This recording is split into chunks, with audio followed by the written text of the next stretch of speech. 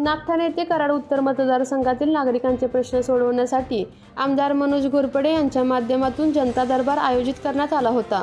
यामध्ये 234 तक्रारी दाखल झाल्या होत्या। यापैकी नागरिकांच्या 100 तक्रारीचे जागेवरच निरसन केले असून रहमतपूर नंतर नागठाणे येथे घेतलेल्या जनता दरबारात नागरिकांचा उत्स्फूर्त प्रतिसाद पाहायला मिळाला।